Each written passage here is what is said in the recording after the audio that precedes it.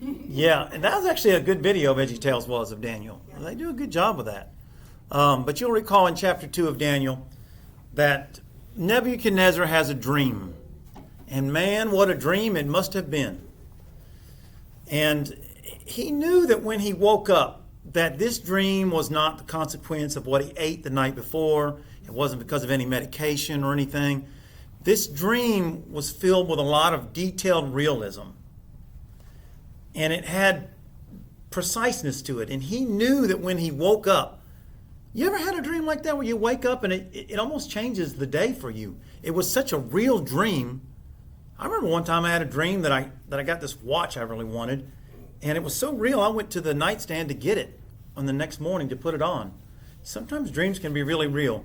And this particular dream, though, was it was very specific, and it troubled him. And when he woke up, he knew that this dream had significance.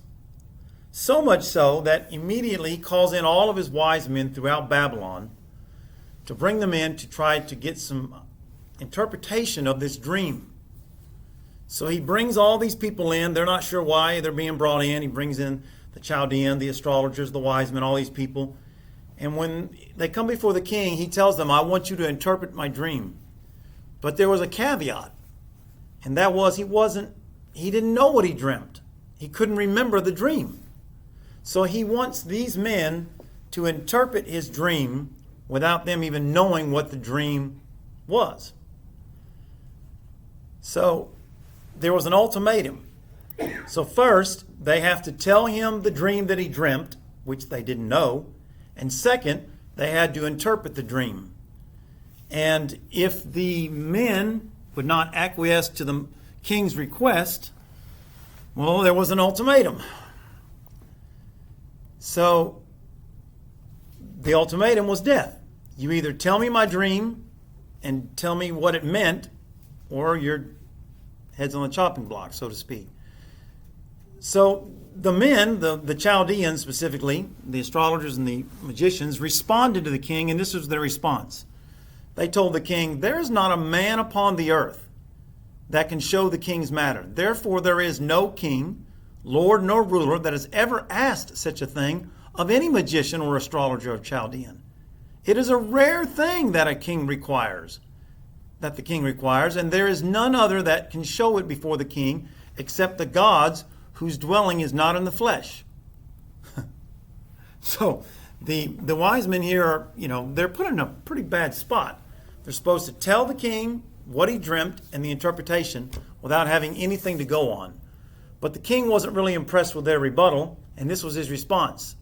He says, for this cause the king was angry and very furious and commanded to destroy all the wise men of Babylon.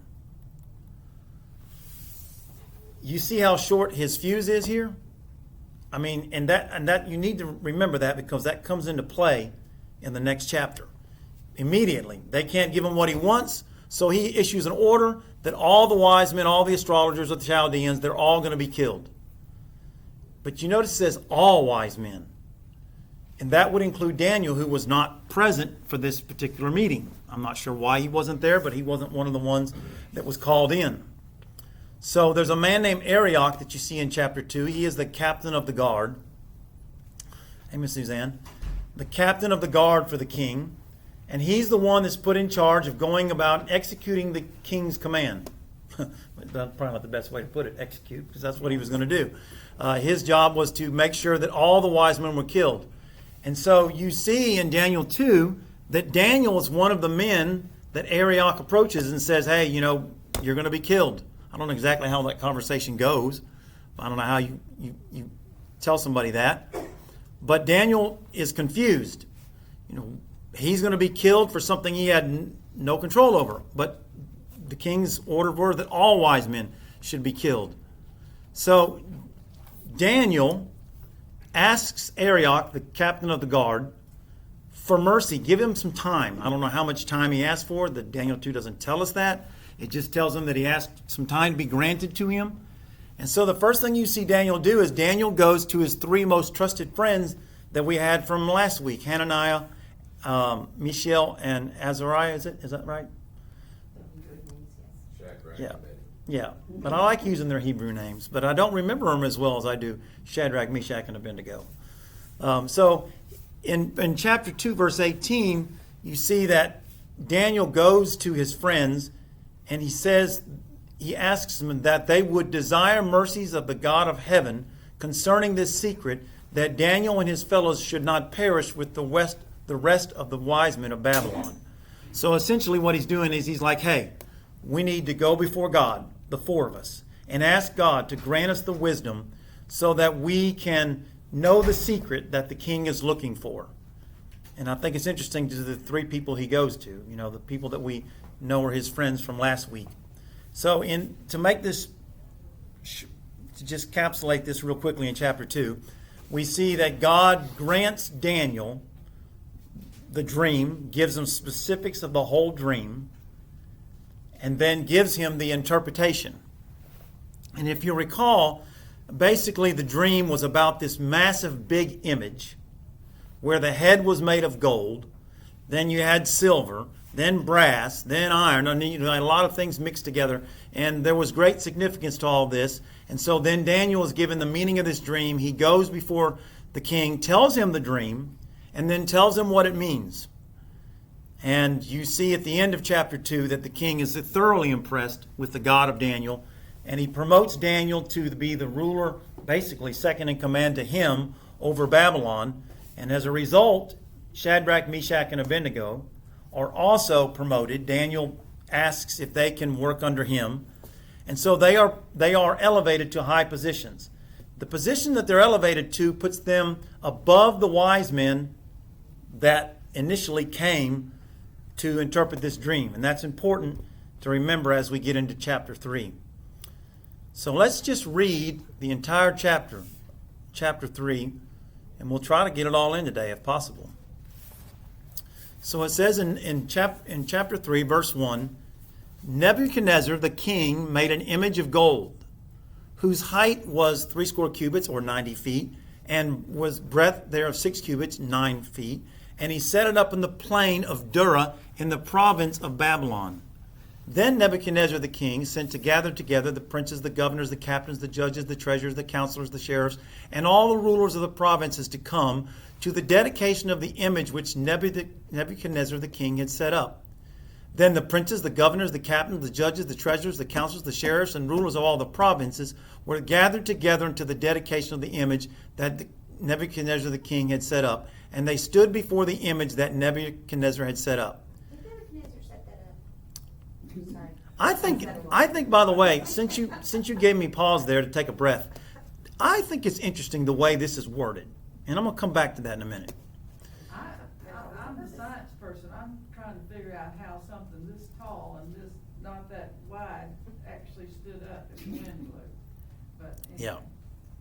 Well, I've wondered that too, and I actually gave some thought to that. Figured that out. Right. So after they get together, did we leave off in verse 3? Yes. Is that where we're at, verse 3? You need to start before the end of verse 3. Okay. Then after all they did that, then a herald cried aloud, "To you it is commanded, O people, nations, and language, that at what time you hear the sound of the cornet, flute, harp, sackbut, psaltery, dulcimer, and all kinds of music, you fall down and worship the golden image that Nebuchadnezzar the king has set up. And whoso falls not down and worship shall the same hour be cast into the midst of a burning fiery furnace. Therefore, at the time when all the people heard the sound of the cornet, flute, harp, sackbut, psaltery, and all kinds of music, all the people, the nations, and the languages fell down and worshipped the golden image that Nebuchadnezzar the king had set up." Verse 8, "Wherefore at that time certain Chaldeans came near and accused the Jews. They spake and said to the king Nebuchadnezzar, O king, live forever. You, O king, have made a decree that every man that shall hear the sound of the cornet, flute, harp, sackbut, psaltery, and dulcimer, and all kinds of music, shall fall down and worship the golden image. And whoso falls not down and worships, that he should be cast in the midst of a burning fiery furnace. But there are certain Jews whom you have set over the affairs of the province of Babylon. Shadrach, Meshach, and Abednego, I think that's their name, as if they didn't know. These men, O king, have not regarded you. They serve not your gods, nor worship the golden image which you have set up. Then Nebuchadnezzar, in his rage and fury, commanded to bring Shadrach, Meshach, and Abednego. Then they brought these men before the king. Nebuchadnezzar spake and said unto them, Is it true, O Shadrach, Meshach, and Abednego? Do you not serve my gods, nor worship the image that I have set up? Now, if you be ready, at what time ye hear the sound of the cornet, flute, harp, sackbut, psaltery, and dulcimer, and all kinds of music, you fall down and worship the image that I have made, well. But if you worship not, you shall be cast the same hour into the midst of a burning fiery furnace. And who is that God that shall deliver you out of my hands? Shadrach, Meshach, and Abednego answered and said to the king, O Nebuchadnezzar, we are not careful to answer you in this matter. If it be so, our God, whom we serve, is able to deliver us from the burning fiery furnace, and he will deliver us out of your hand, O king. But if not, be it known unto you, O king, we will not serve your gods, nor worship the golden image which you have set up. Then was Nebuchadnezzar full of fury, and the form of his visage was changed against Shadrach, Meshach, and Abednego. Therefore he spake and commanded they should heat the furnace 7 times more than it was to be heated. And he commanded the most mighty men that were in his army to bind Shadrach, Meshach, and Abednego, and to cast them into the burning fiery furnace. These men were bound in their coats, their hosen, their hats, and their garments, and were cast into the midst of the burning fiery furnace. Therefore, because the king's commandment was urgent, the furnace was exceeding hot. The flame of the fire slew those men that took up Shadrach, Meshach, and Abednego. And these 3 men, Shadrach, Meshach, and Abednego, fell down bound into the midst of the fiery furnace. Then Nebuchadnezzar the king was astonished, and rose up in haste, and spoke unto his counselors, Did we not cast 3 men bound in the midst of the fire? And they answered and said to the king, True, O king. And he answered, Lo, but I see 4 men loose, walking in the midst of the fire. They have no hurt, and the form of the 4th is like the Son of God. Then Nebuchadnezzar came near to the mouth of the burning fiery furnace, and spake and said, Shadrach, Meshach, Abednego, you servants of the Most High God, come forth and come hither. Then Shadrach, Meshach, and Abednego came forth out of the midst of the fire. And the princes, the governors, the captains, and the king's counselors, being gathered together, saw these men upon whose body the fire had no power, nor was a hair of their head singed, neither were their coats changed, nor the smell of fire passed on them. Then Nebuchadnezzar spake and said, Blessed be the God of Shadrach, Meshach, and Abednego, who has sent his angel and delivered his servants that trusted him, and has changed the king's word, and yielded their bodies that they may not worship any God except their own God.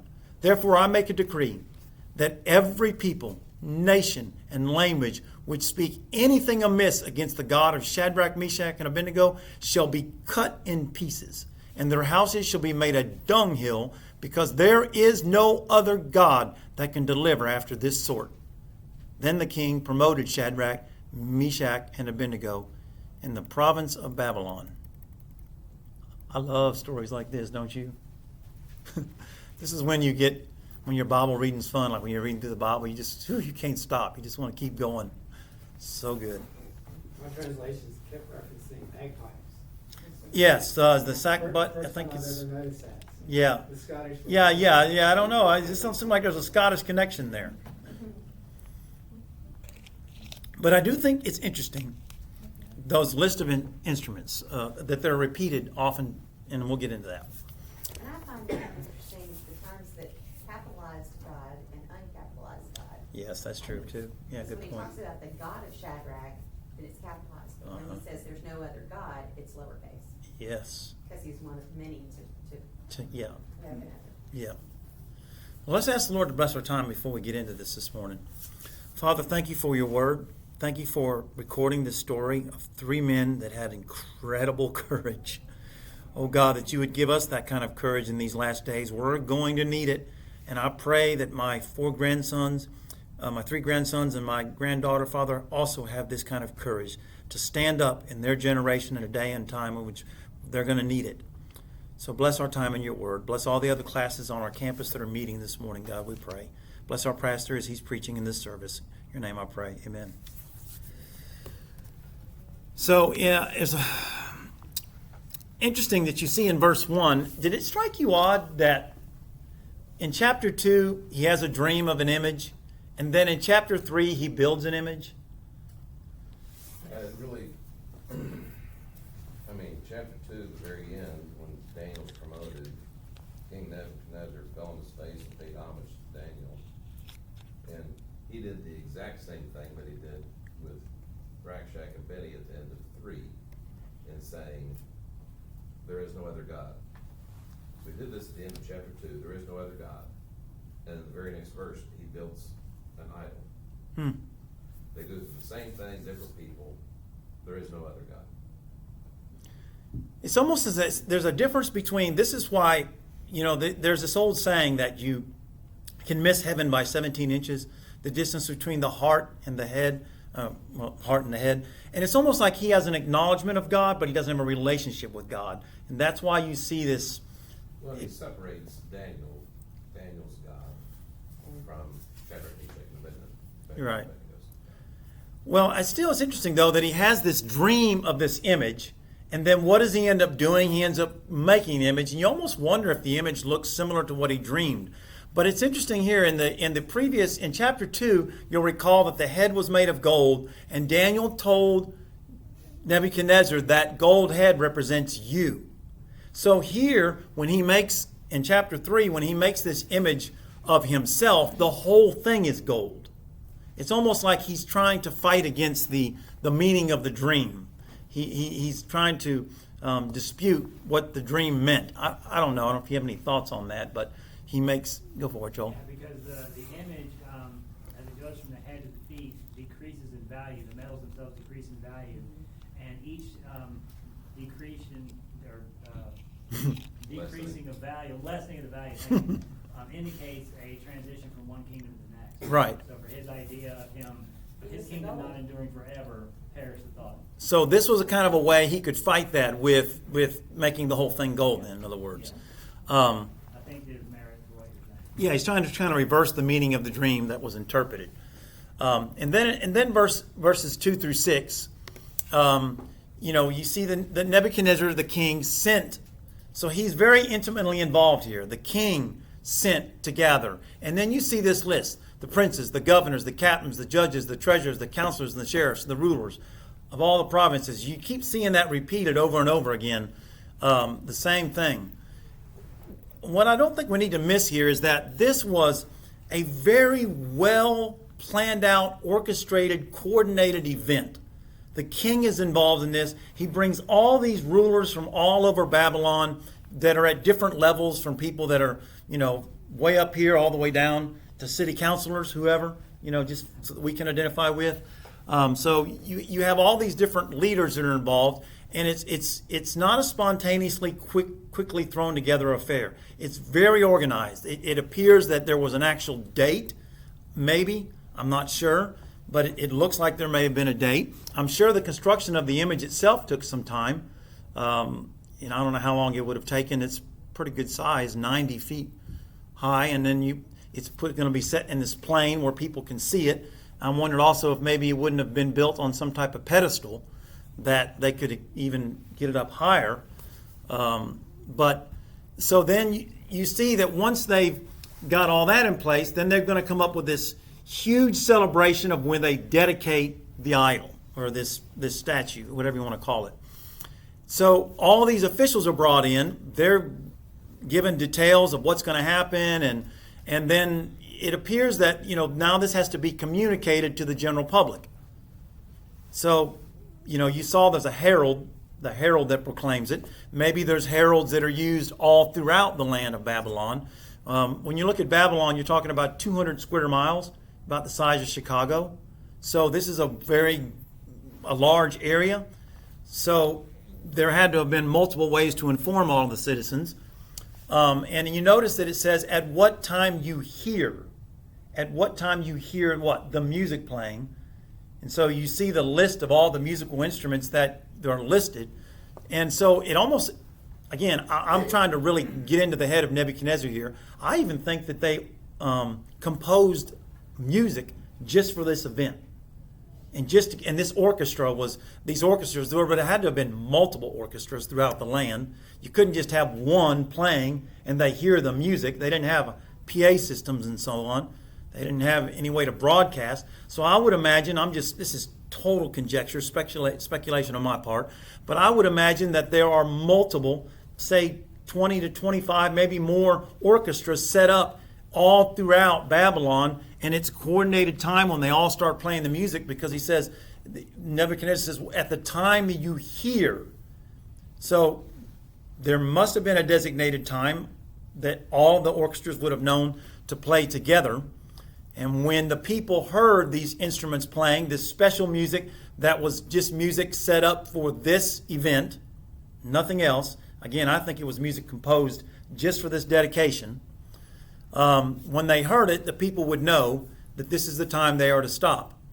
Reminds me of the Islamic nations today with the minarets, where the Call to prayer. where the Call to worship, call to prayer. Right. Call to prayer goes out all over the cities where those are, and it's song, it's music.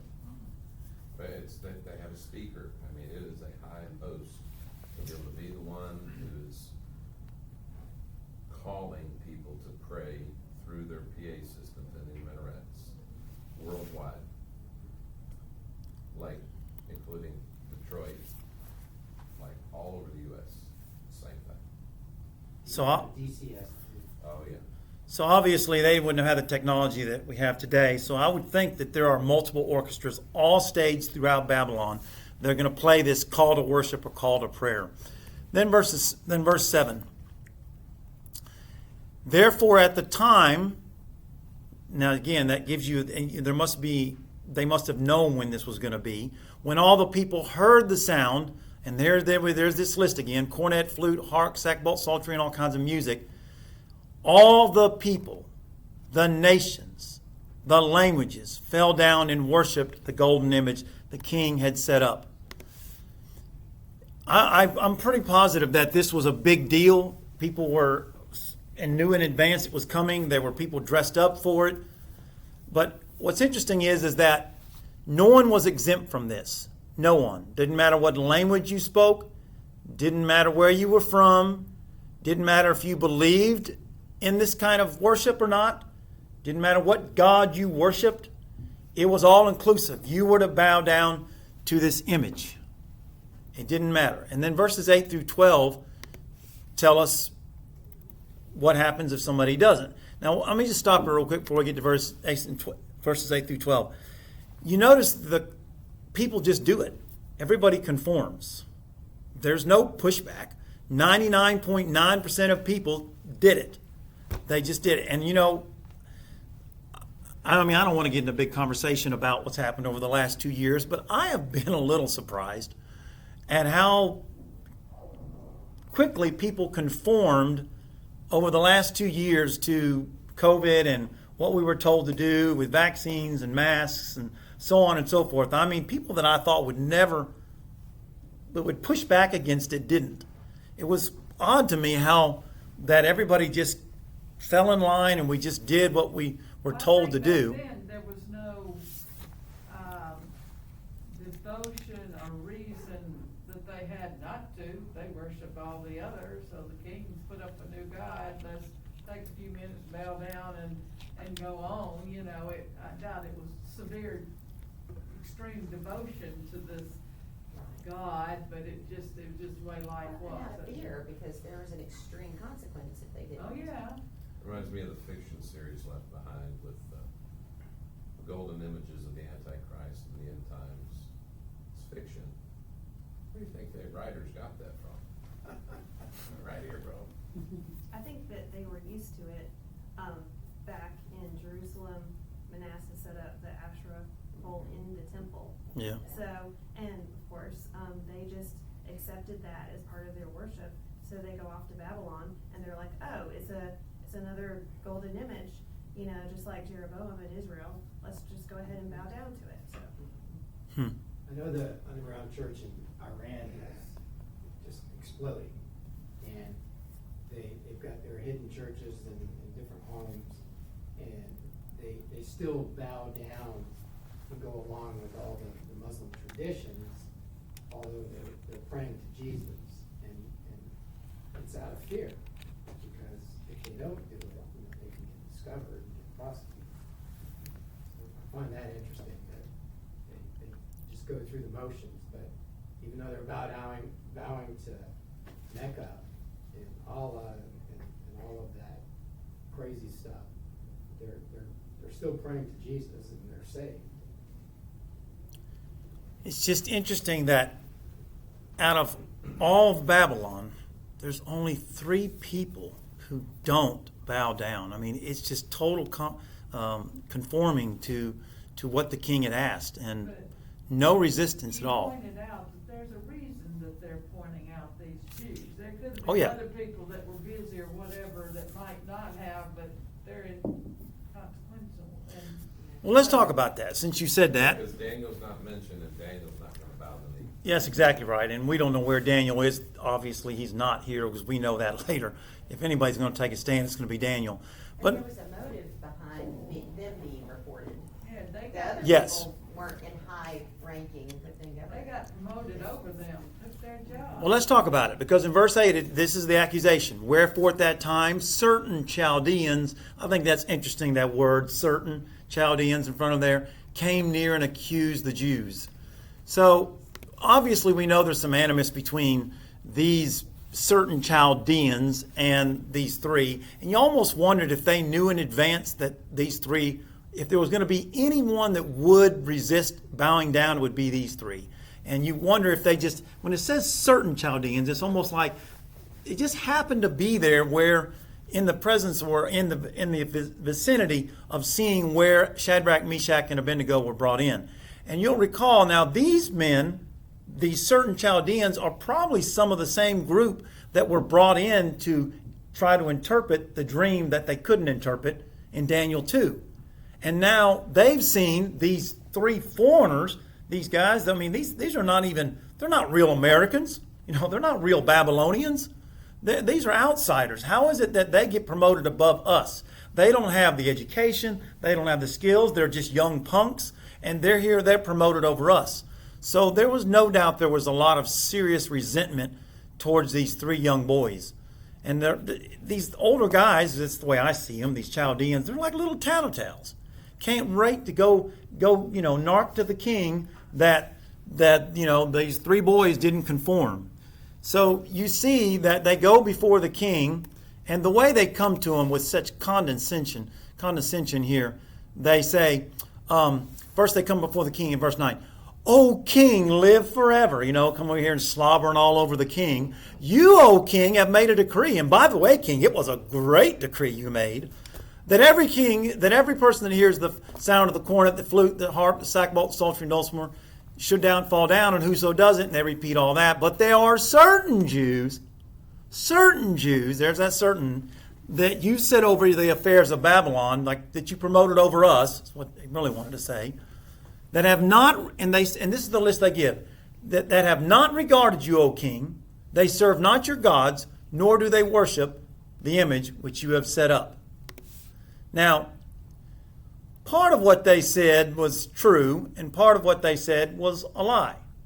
First, they said, "O king, they have not regarded you." Well, that was a lie. These 3 men did regard the king, and we see later they're even dressed for the occasion. So it wasn't a disregard for the king. They had ultimate respect for Nebuchadnezzar, but what the last thing they said was true, that they did not bow down. They do not serve your gods, nor did they worship the image that was set up. So it's partially true, but not completely. Isn't that how Satan acts in the Garden of Eden? Exactly. That's exactly right. Truth. Exactly right. So then Nebuchadnezzar, in his rage and his fury, commanded to bring Shadrach, Meshach, and Abednego. Then they brought these men before the men. He had anger issues, He did. along with. Oh, several others. history tells you a lot about his angry issues, which will come into play here in a second. And so Nebuchadnezzar spake unto them, saying, "Is it true? Is it true?" Shadrach, Meshach, he didn't want to believe it. Now, I sense the rage and the fury here is twofold. First, how dare anyone insult him and ignore his command? Who would dare do it? I mean, think about it now. The king is extremely, you can almost say conceited here. I mean, he's built this massive image of himself. He has been very intimately involved in every single aspect of the planning of it. I mean, I think that when the orchestra was writing the music, he was there listening. He wanted to hear to make sure it sounded like he wanted it to sound, because this is his day. This is all about him. So how dare have three people that try to mess up his day? But second, it was not just that it was who chose not to worship him. When he saw it with Shadrach, Meshach, and Abednego, he may not even have known their names initially, but when they're brought before him, he's like, oh, I know these three guys. I remember them from chapter 1 And chapter 2. and chapter 2. Daniel had presented to promote specifically. Exactly. He knows them. So then when he sees them, he's like, wait a minute, is it true? That's not who I was expecting. You are the guys that chose not to worship me? Now, I don't know if the king had expected somebody to, he had a furnace, and he threatened people with a burning fiery furnace. But I don't think he expected these three. Three that you could almost say were within his inner circle, so to speak. Maybe not really close to his inner circle, but had access to the palace. So if he expected three people to not do it, it would have been some peasants or something, not three people that he could know and trust. And so I think that not only is he arrayed, he's in fury because they're messing up his day, but because of who did it, but he feels like he's been stabbed in the back by three people that he trusted. Then verse 15.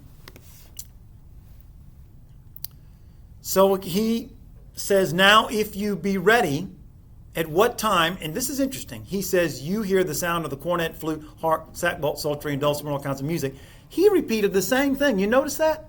He's repeating that same thing that was repeated before. That tells you that he was the one that came up with all that.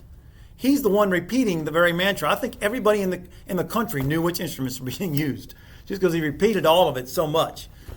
So he is very, very involved in this. So he gives them a second chance. He says, now if you be ready, when you hear, you fall down. But if you don't, you'll be cast in the same hour in the burning fiery furnace.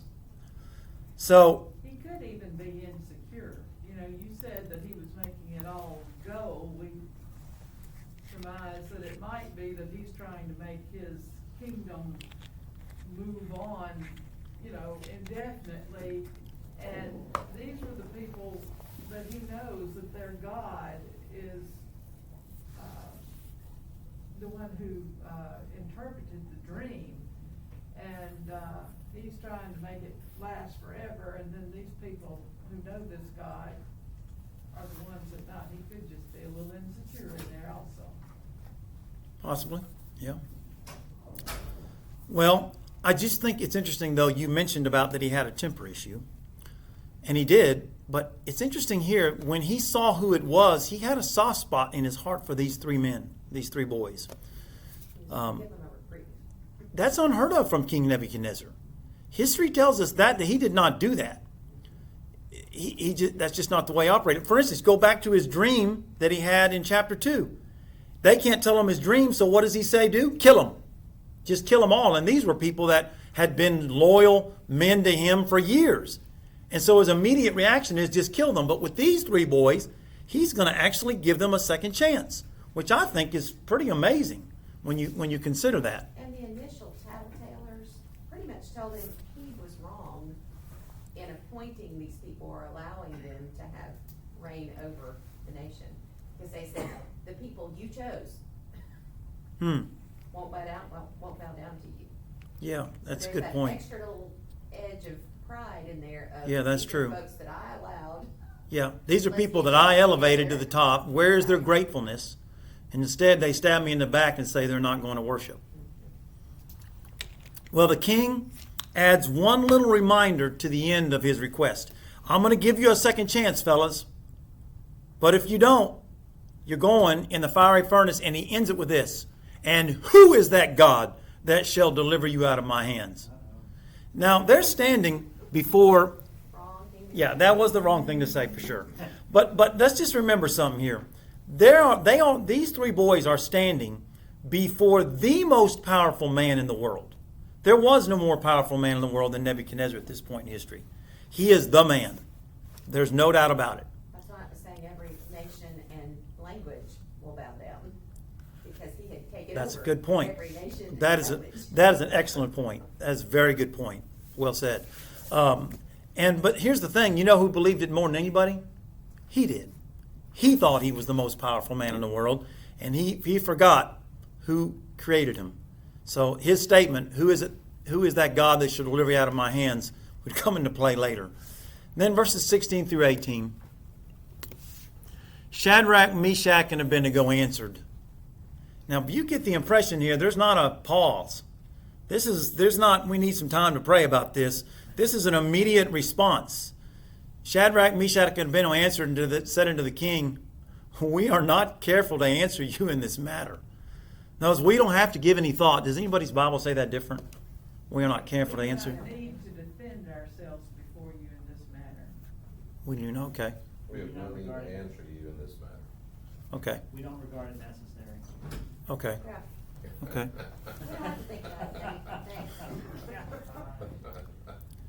So they say, we are not careful to answer you. If it be so, our God, whom we serve, is able to deliver us from the burning fiery furnace, and he will deliver us out of your hand, O king. So they know, for one thing, they may not be delivered out of the furnace, but they know they'll be delivered out of his hand.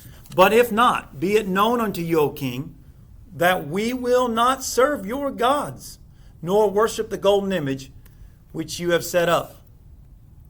Now, I don't know about you, the first time that they didn't bow down before the golden image had to have been difficult.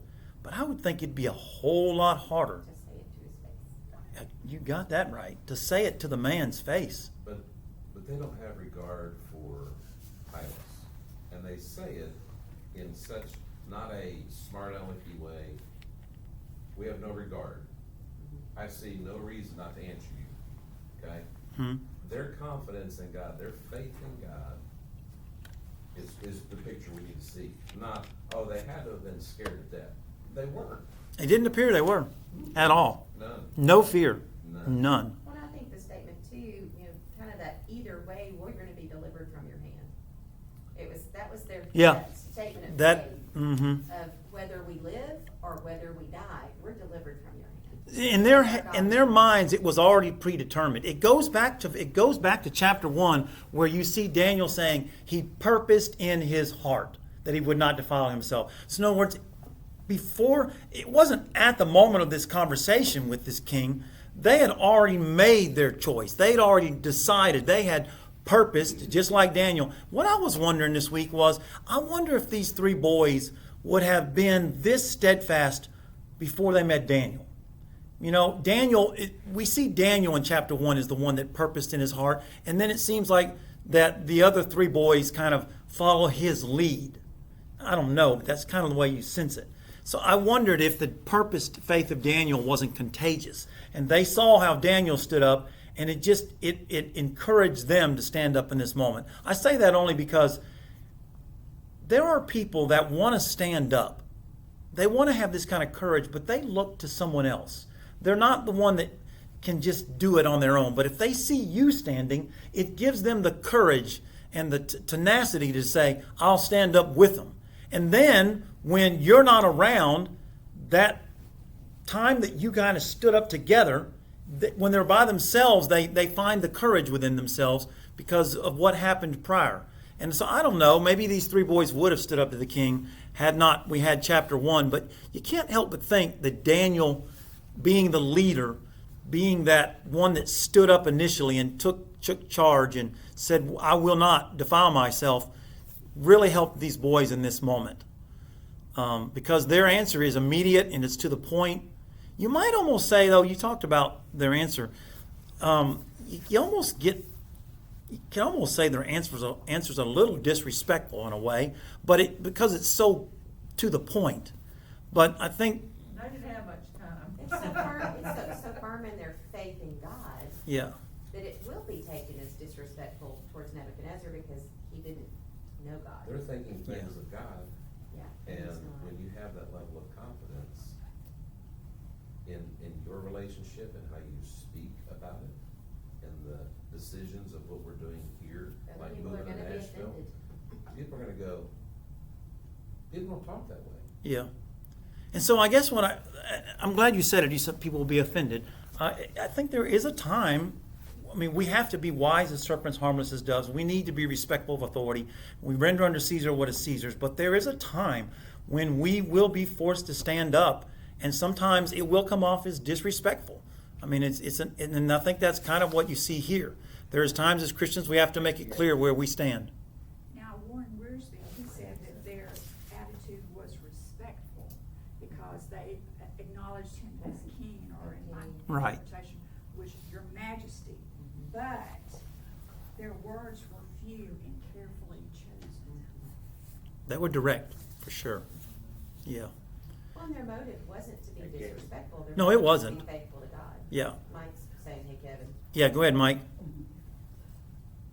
I was just sitting here thinking that, as we were talking, I could hear most of the conversation, but, these boys purposed in their heart ahead of time, that they didn't have to think about it much, but even, it would have been sin for them to bow down, of course, and worship that image. Do we purpose in our heart before we get into situations a lot of times? Do we have our heart ready, whether or not it be temptation or whatever? I think we need to have a purpose that we're gonna serve God. We all gonna fail at times, but we need to have that purpose in our heart that we're gonna honor Him. So we don't live our faith spontaneously. We live it with purpose, premeditated ahead of time, what we're going to do. We don't put ourselves in a place of temptation because we've in advance, we know that we are going to keep ourselves from certain places and keep ourselves from temptation. That's right. Amen to that. Well, and we see the response from Nebuchadnezzar in verse 19. Then was Nebuchadnezzar, there's your anger issue here, Susan. Then was Nebuchadnezzar full of fury, and the form of his visage. How does your Bible say this? And the expression of his face was changed against them. In other words, you see his veins popping out on his neck. His jaw set. He's clenching his teeth. His face is flushed with red. I mean, you can see it. He is very, very angry here. Then that would be very intimidating. To the people around knew. They knew Nebuchadnezzar well enough to know when he got like this, you didn't want to be around him. But the thing you kind of sense with them, and this is why I thought what you said earlier about his anger issue, I thought of it here. You notice that he commands the furnace to be heated 7 times hotter. I mean, what purpose of that is there really? To heat it up 7 times hotter. Pitching a fit. He is. It just shows he's out of control with his anger. I mean, ultimately, if you want to put him in the fiery furnace, heating it up 7 times hotter is just going to just make the death that much quicker. You would think this guy was wanting to really make a point. So it's interesting that he kind of lost his temper by making it hotter. And it symbolizes his fury. It does, very much so. Then Heated up, and so he heated it up.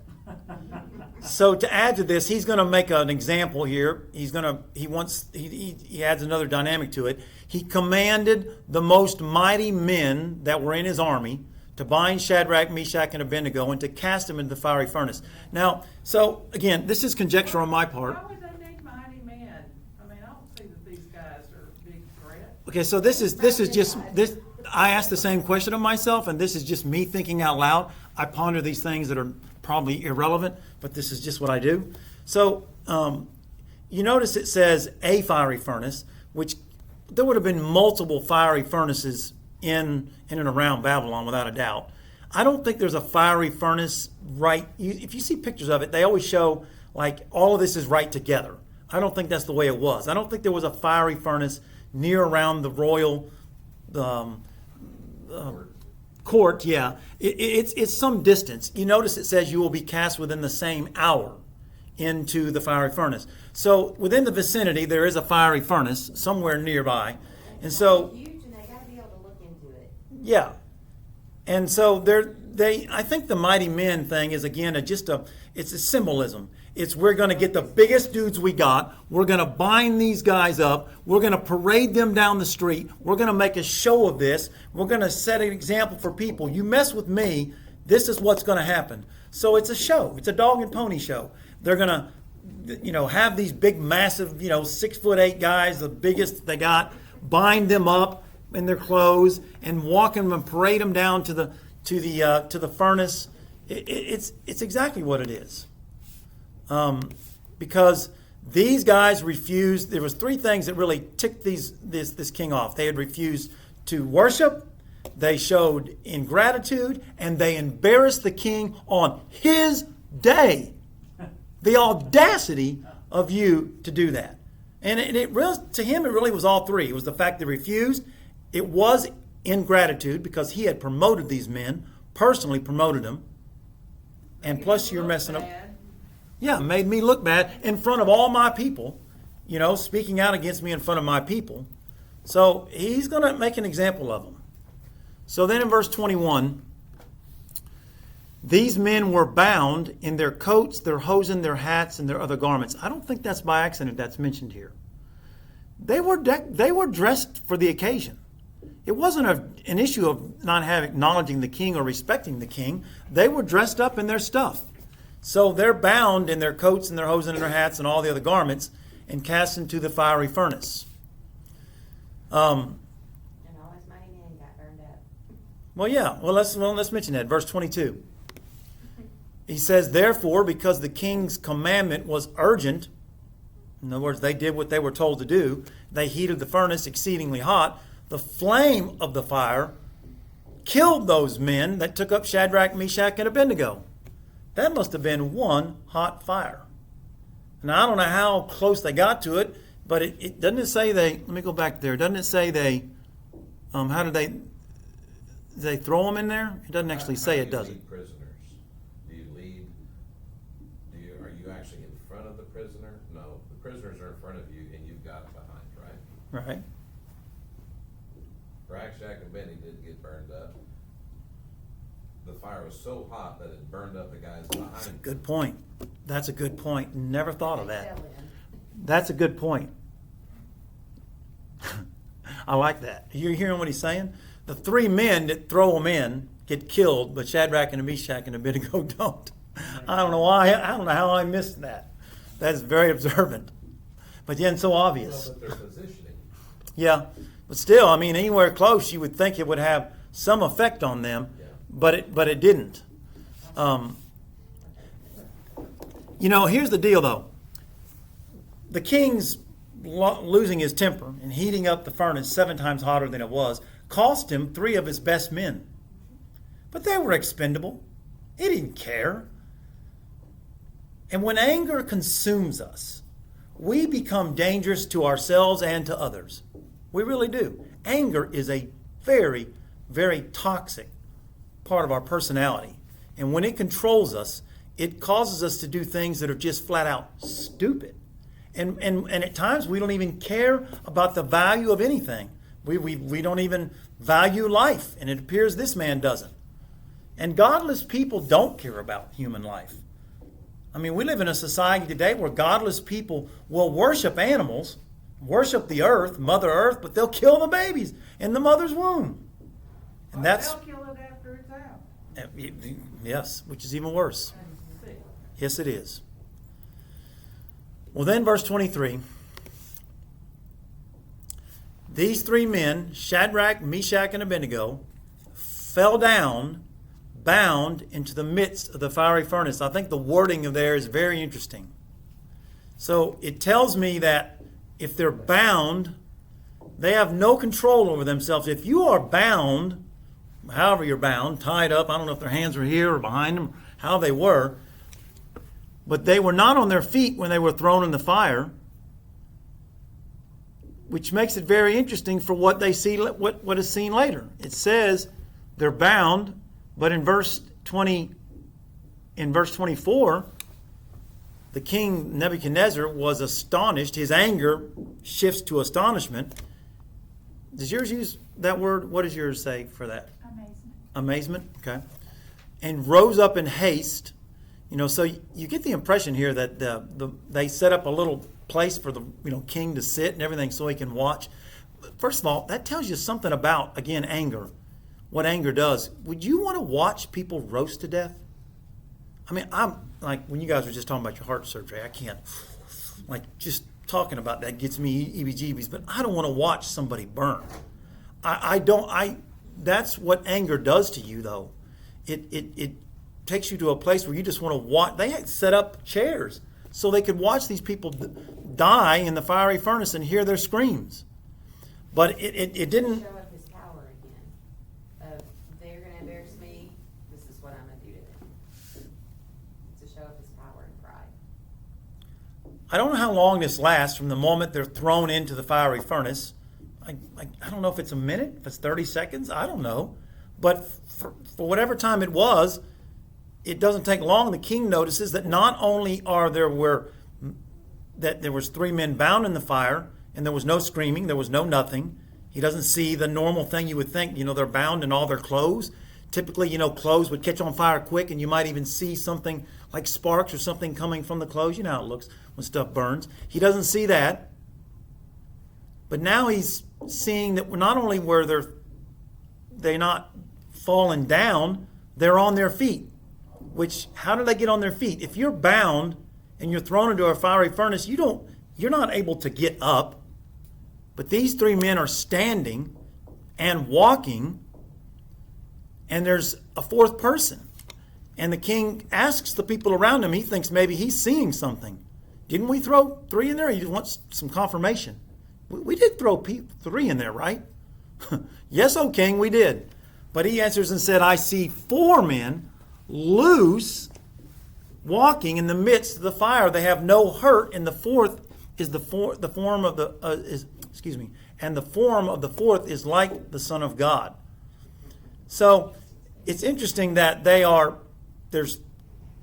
not bound, they're loosed. So the only thing that changed, if the fire burnt anything, I guess it burnt the stuff that bound them.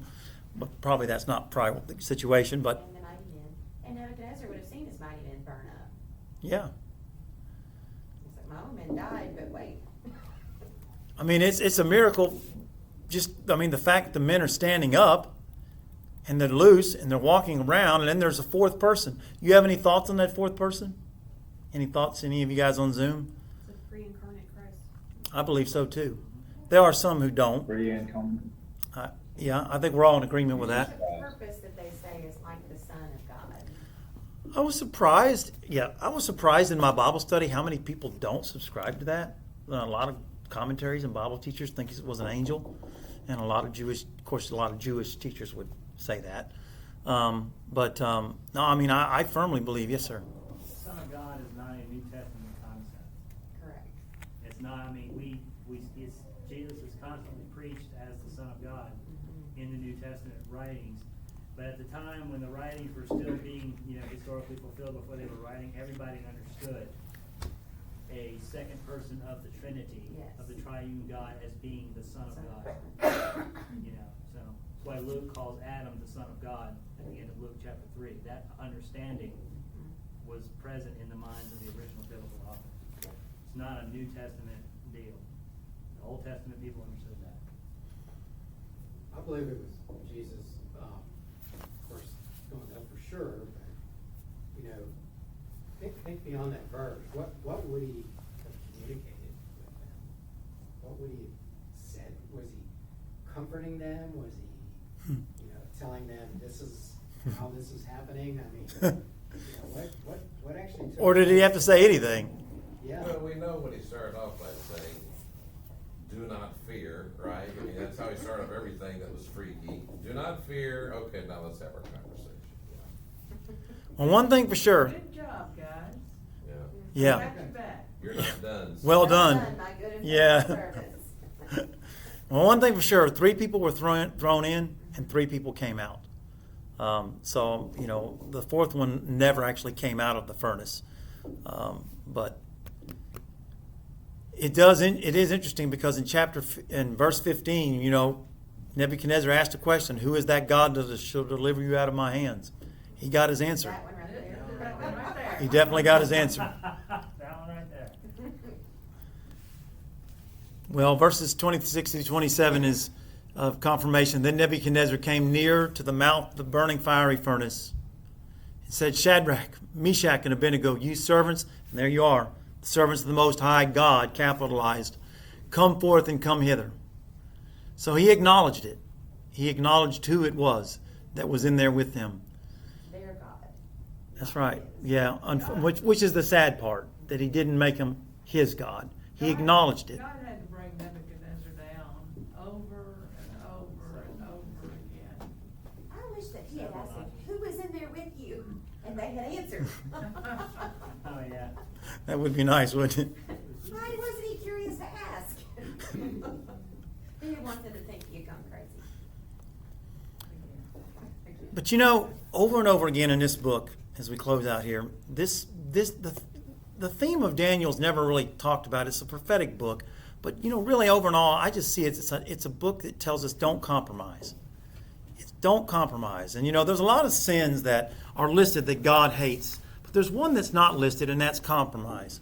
But God hates compromise, and these boys and Daniel throughout this book of Daniel just refuse to compromise.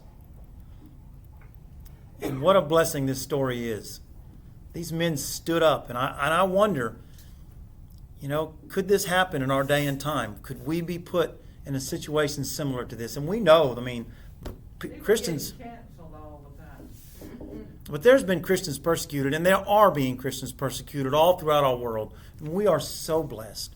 We're so blessed. And oftentimes when I thank God for the liberty that we have to meet like this, we don't have to meet and hunker down in some, you know, home church somewhere to try to hide from authorities. You know, I just wonder if God's not going to hold us accountable at a higher standard. I mean, these people that meet in places in China and North Korea and other places where they have to hide and have churches, secret church. And here we are. We have all the liberty and the freedom we have. And you know, there's going to be, you know, what's the parable of the talents? You know, that God said to whom more is given, more is required. And I mean, we are going to be held accountable. And the statement, with more freedom comes more responsibility. That's exactly right. And these men stood up. Man, the faith they had. What a great story it is. Is there anything else anybody wants to share about this? I have something from what you were talking about last week about their names, why they didn't change, or why Daniel kept Daniel. Well, the E-L is like the name for God, like Elohim, and Belteshazzar, the B-E-L, is like the name for Baal. Right. So that's probably why he kept. Oh, that's good. That's good. Like it. Yep. Thank you. There are so many parallels between Daniel 3 and Revelation 13 and 14. When Nebuchadnezzar threatens the three Jews with being cast into the furnace of fire for not worshiping the image, and God threatens the human race with the eternal lake of fire for those who worship the image of the beast and fall down and worship him. So like Nebuchadnezzar gives his ultimatum and God gives his. You know, it's just like the parallel is just, you can see it. But there will be a worship of the beast, that's what I was talking about earlier. Yeah. In whatever form, but it will be visible. Also, something's interesting, this is not original with me, but on the measurements of the image, together with the instruments, this is not original with me, but it came up in my head when you were reading through it. 3 in the King James is 60 feet tall, 6 cubits is 6 feet wide, the 6 instruments used to play, 666. You know, it's just, that's not original with me, but I read that a while back. So say that again. Now, which one? The 3 cubits tall, the height was 3 cubits at 60 feet. It was 6 cubits wide, that's 72 inches, 6 feet. And there are 6 instruments in verse 5 that are given to be played. And people have picked up on a 666 numerology reference to that. Not original with me, read it a while back and thought it was interesting. Huh. It's interesting. I think after all of this, Nebuchadnezzar became a monotheist. He believed in one God instead of a polytheist type of view. That's what he told him to do after that. It's a good story, though, isn't it? I mean, we've heard it a lot of times, but it's still fun to just go over. I just love these first 2 chapters we've been in. Well, let's be Shadrach, Meshach, and Abednego this week, guys. Let's not compromise. Let's have the courage. And I wonder, I think about my grandkids a lot. If they couldn't, if maybe one day they'll live in a world like this. We've seen so much change in the last 25 years that I never thought we'd ever see. What does the next 25 hold? How much further can we go away from a God that we're going to a godless society? No doubt about it. And I worry about my grandkids. I pray for them like crazy. And especially that, where it talks about where God, what's the verse about David when he was young, that he had God's anointing? What was it? It was a particular way it's said. For some reason, it's escaping me. But I always pray that for my grandsons, that God's anointing will be on them. And man, I hope so. I hope they're leaders. Take a stand in their generation. Well, anything else before we close? I hope you all have a great week. We'll be praying for you, Miss Susan. Well, hopefully we'll keep us updated. If you can, I don't know, how soon you'll be able to let us know. Darren's gonna have a long time. He's gonna have a long list of people. Yeah. But thank you, I appreciate your prayers. Okay. Barbara and Wayne, good to have you here this morning. Thank you for coming. Pleasure to have you. Well, let's dismiss in prayer. Lord, it's easy to say I'm a Christian and have that title. It's not always easy to live it out. Sometimes when the pressure of the world comes on us, we find ourselves compromising and conforming. So God, I pray that you'll help us stand true. In small ways we may not think are significant now, they could really set the stage for later. Bless our time in worship as we come. God, may we not just sing because everybody's singing, but may our hearts be genuinely worshiping, authentically giving you worship. And may you be honored by the sound that you hear coming from our voices. Pray for our pastor as he preaches, God. Feed us today. In Christ's name we pray. Amen. Great lesson, Kevin. Have a great day, Brother Mike.